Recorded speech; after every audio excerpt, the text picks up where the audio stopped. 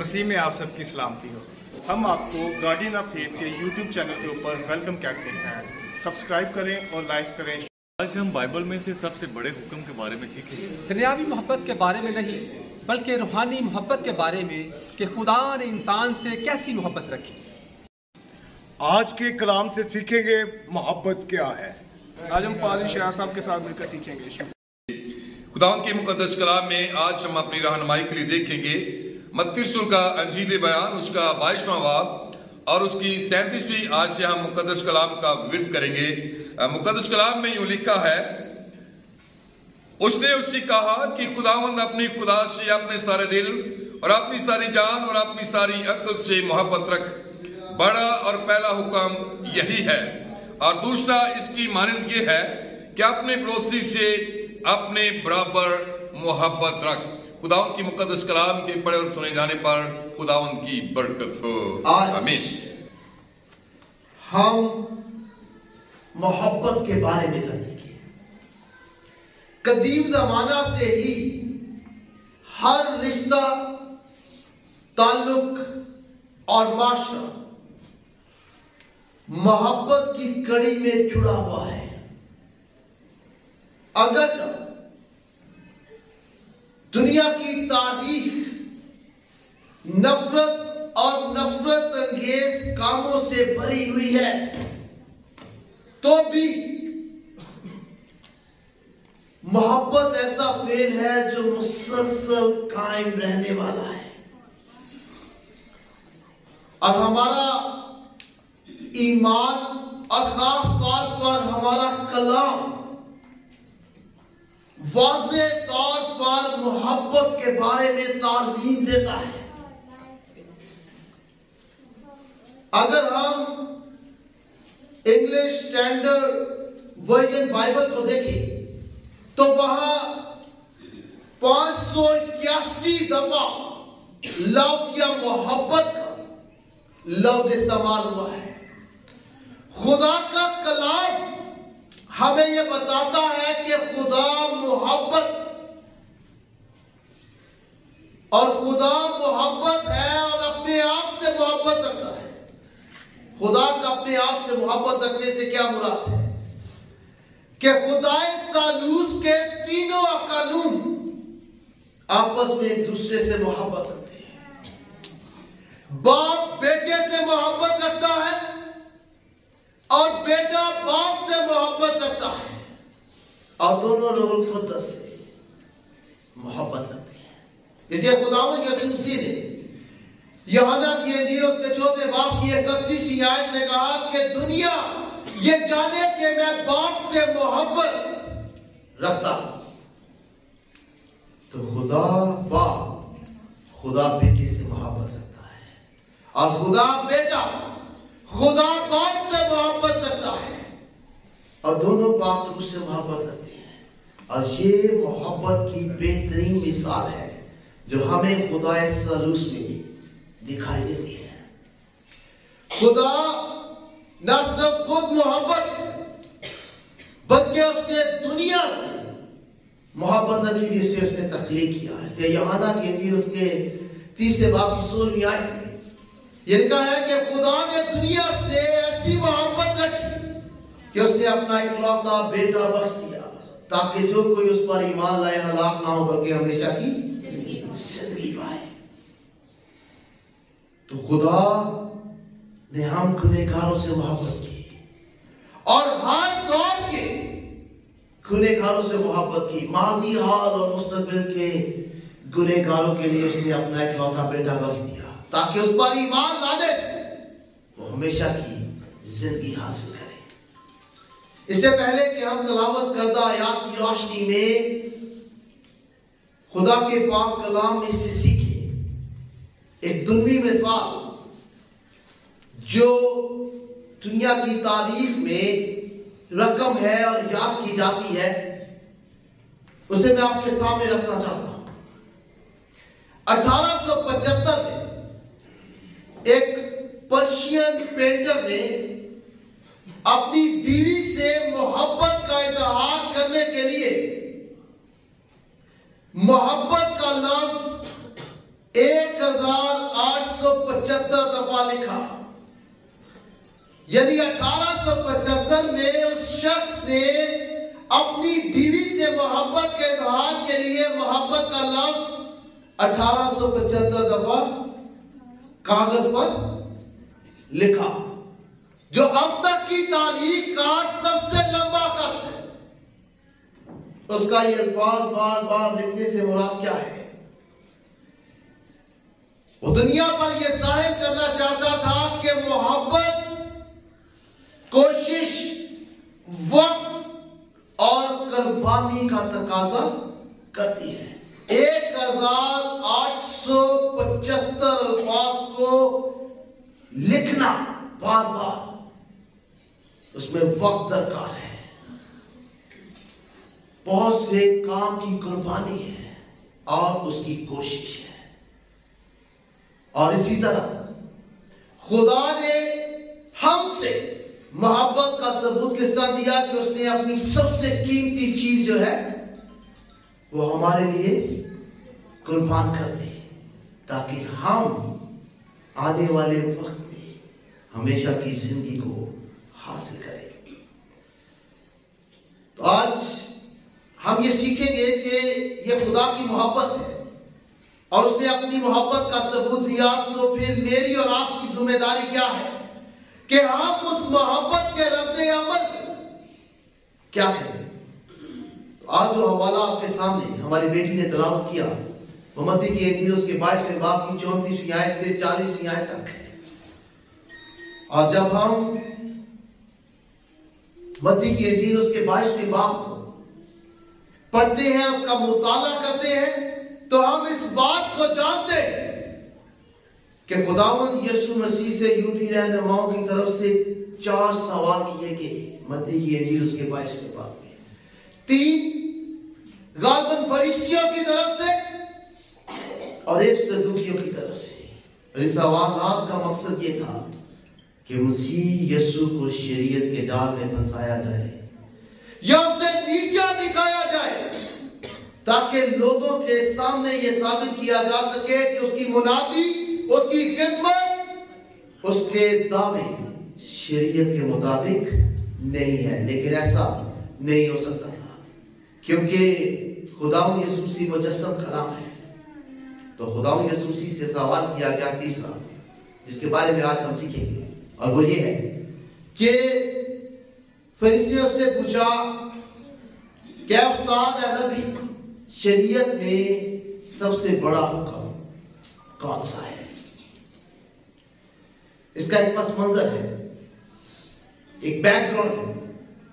इस सवाल को करने का मकसद है, उसे जानना हमारे लिए जरूरी है।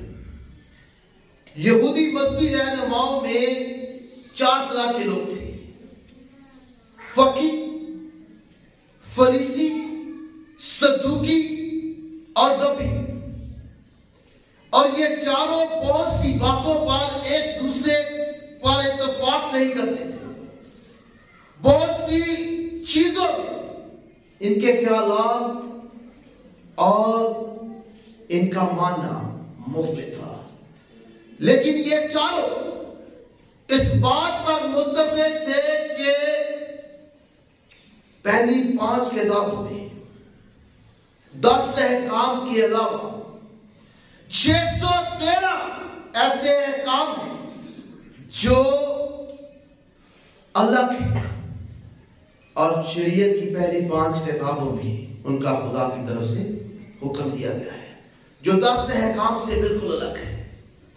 और वो उन अहकाम को 2 हिस्सों में तकसीम करते थे, एक मनफी अहकाम थे और दूसरे मुस्बत अहकाम।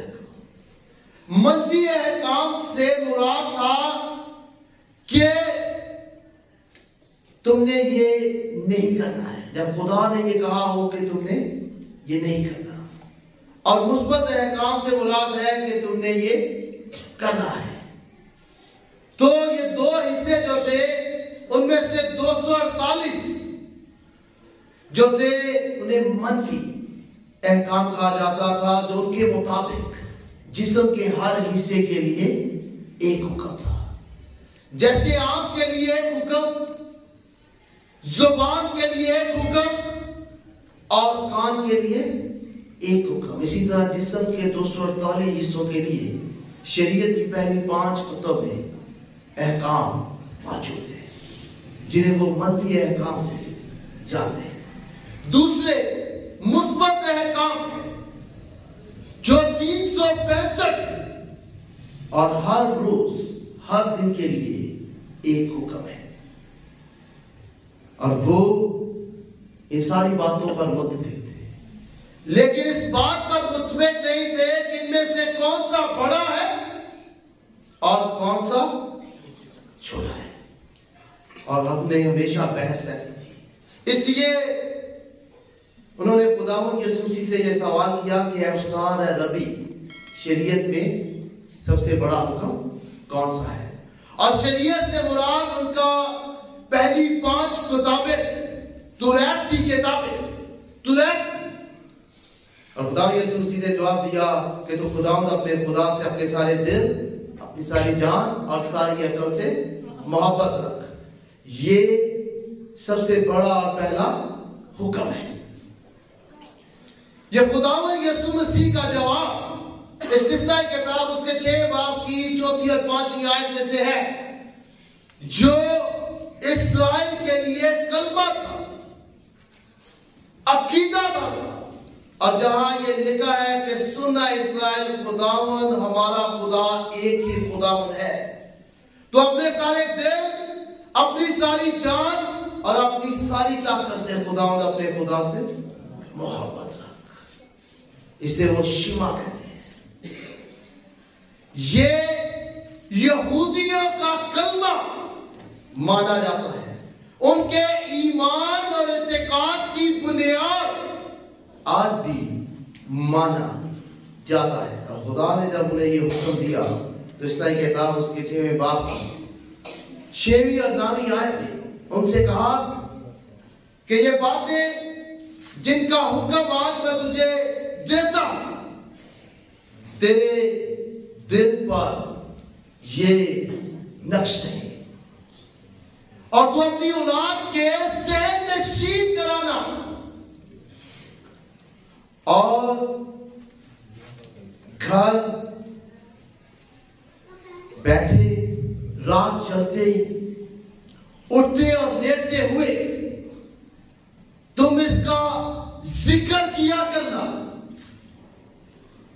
اور یہ نشان کے طور پر تو انہیں اپنے ہاتھ پر باندھنا، اور یہ تیری پیشانی پر ٹیکوں کی مانند ہوگی، اور تو ان کو اپنے گھروں کی چوکھٹوں اور پھاٹکوں پر لکھنا. یہ حکم دیا گیا تھا کہ شما کو، یہودیوں کے کلمے کو، وہ اپنے گھر کی چوکھٹوں پر لگائیں اور اپنے ہاتھ پر باندھیں اور ماتھے پر پیشانی کے ٹیکے کی مانند ہو. جو چیز جس پر لکھ کر یہودی اپنے دروازے کی چوکھٹ پر لگاتے تھے اسے مزازہ کہتے ہیں. جو ایک کپڑا ہوتا تھا جس پر لکھا ہوتا تھا کہ اپنے سارے دل، اپنی ساری جان اور اپنی ساری طاقت سے خداوند اپنے خدا سے محبت رکھ، اور وہ اپنے دروازے کی چوکھٹ پر اسے لگاتے تھے تاکہ گھر میں داخل ہوتے ہوئے اور گھر سے باہر جاتے ہوئے وہ یاد رکھیں کہ انہیں خدا سے محبت رکھنی ہے. پھر وہ اپنے گھر کے اندر اپنے کمروں کے دروازوں کی چوکھٹ پر بھی اسے لگاتے تھے تاکہ ایک کمرے سے دوسرے کمرے میں جاتے ہوئے انہیں یہ یاد رہے کہ انہوں نے اپنے سارے دل، اپنی ساری جان اور طاقت سے خداوند اپنے خدا سے محبت رکھنی ہے.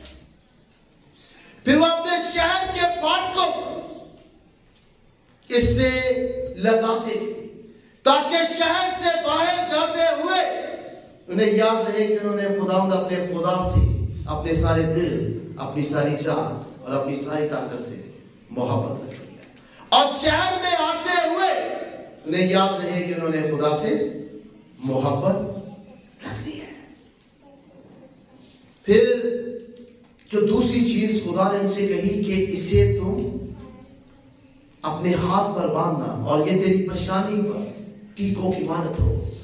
اسے یہودی فلیکٹریز کہتے ہیں، جو ایک چمڑے کا باکس ہوتا ہے جس میں یہ لکھا ہوتا ہے کہ سنا اسرائیل، خداوند ہمارا خدا ایک ہی خداوند ہے، تو اپنے سارے دل، اپنی ساری جان اور اپنی ساری طاقت سے خداوند اپنے خدا سے محبت رکھ.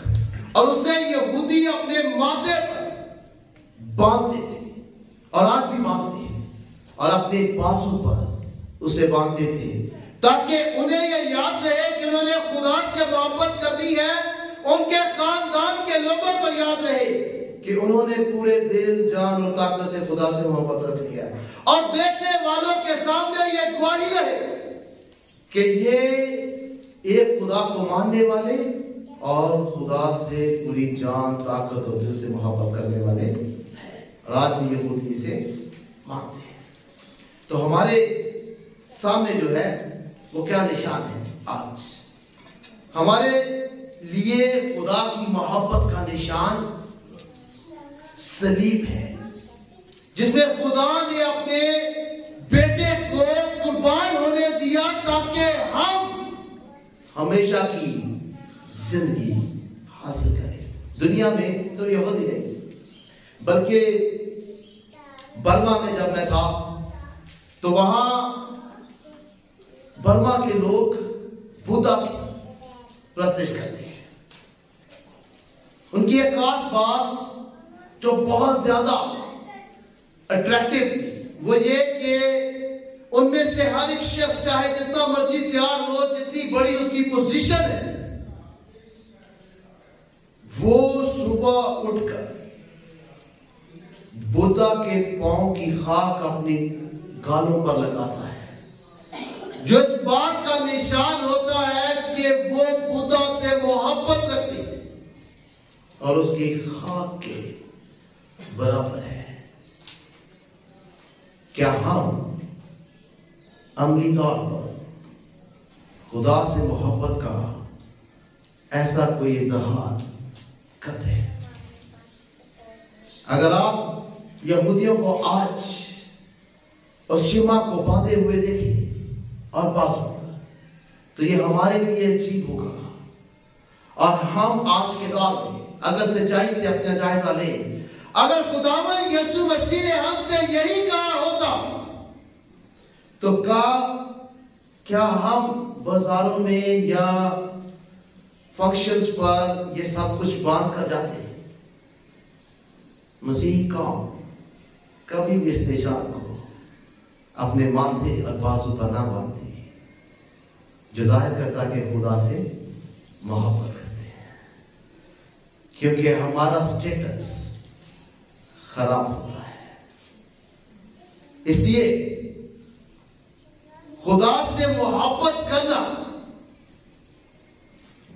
یہ کوئی معمولی بات نہیں ہے. اس میں ہمیں اپنی بہت سی چیزوں کو قربان کرنا ہوتا ہے. اس لیے محبت جو ہے وہ کوشش، وقت اور قربانی مانگتی ہے اور فرما برداری کا تقاضا کرتی ہے. خداوند یسوع مسیح نے محبت کی مثال جو ہے وہ ہمارے سامنے رکھی، اور یوحنا کی انجیل اس کے 15ویں باب کی 9ویں اور 10ویں آیت کو اگر ہم پڑھیں تو وہاں خداوند یسوع مسیح نے کہا کہ جس طرح باپ نے مجھ سے محبت رکھی ویسے ہی میں نے تم سے محبت رکھی، تو مجھ میں قائم رہو، اور اگر تم میرے حکموں پر عمل کرو گے تو مجھ میں قائم رہو گے، جیسے میں نے اپنے باپ کے حکموں پر عمل کیا ہے اور اس میں قائم ہوں.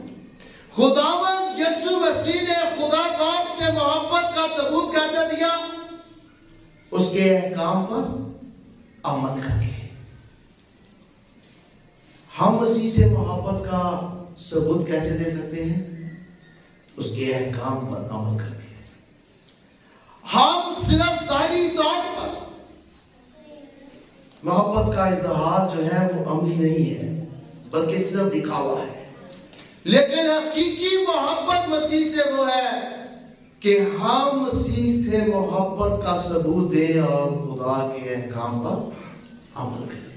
جتنا ہم مسیح کے احکام پر عمل کریں گے اتنا ہم مسیح سے محبت کا عملی اظہار کریں. خدا کے پاک کلام میں دو طرح کی بات بڑے واضح طور پر بیان کی گئی. اگر ہم خدا کے احکام پر عمل نہیں کرتے تو ہم مسیح سے محبت نہیں کرتے. لیکن اگر ہم مسیح کے احکام پر عمل کرتے ہیں تو پھر ہم مسیح سے محبت کرتے ہیں. اور دونوں کے نتائج کو خدا کے پاک کلام میں واضح طور پر بیان کیا گیا ہے. اگر ہم پہلا کرنتھیوں اس کا 16واں باب اس کی 22ویں آیت کو پڑھے تو وہاں خدا کا بندہ کہتا ہے جو کوئی خداوند کو عزیز نہیں رکھتا وہ میلون ہے. دوسرے الفاظ میں جو کوئی مسیح یسوع سے محبت نہیں رکھتا اس پر لعنت ہے. اور جو کوئی مسیح یسوع کے احکام پر عمل نہیں کرتا اس پر لعنت ہے. اس سے مراد یہ ہے. اور دوسری طرف خدا کے پاک کلام میں واضح طور پر لکھا ہے افسیوں کا خط اس کا 6واں باب اس کی 24ویں آیت وہاں پر لکھا ہے کہ جو ہمارے خداوند یسوع مسیح سے لازوال محبت رکھتے ہیں ان سب پر فضل ہوتا رہے گا. اس سے مراد یہ ہے کہ جو مسیح یسوع کے احکام پر عمل کرتے ہیں ان پر فضل اور خدا کی برکت ہمیشہ رہے گی. اور جو مسیح سے محبت نہیں کرتے ہیں اس کے احکام پر عمل نہیں کرتے ہیں خدا کی لعنت ان پر ہوگی. اس لیے ہمیں اس بات کو جاننے کی ضرورت ہے کہ ہم کس حد تک خدا سے محبت کرتے ہیں. اور محبت ثبوت مانگتی ہے اور ثبوت یہ ہے کہ ہم مسیح کے احکام پر عمل کریں. اور ہم میں سے ہر ایک جانتا ہے کہ ہم کتنا خدا کے احکام پر عمل کرتے ہیں اور کتنا مسیح سے محبت کرتے ہیں اور ظاہری طور پر کتنا دکھاتے ہیں.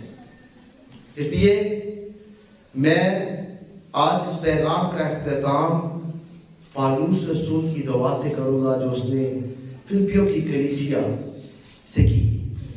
اور فلپیوں کی کلیسیا اس کے پہلے باب کی نامی آیت میں وہ کہتا ہے کہ میں دعا کرتا ہوں کہ تمہاری محبت علم اور تمیز کے ساتھ اور زیادہ ہو جائے.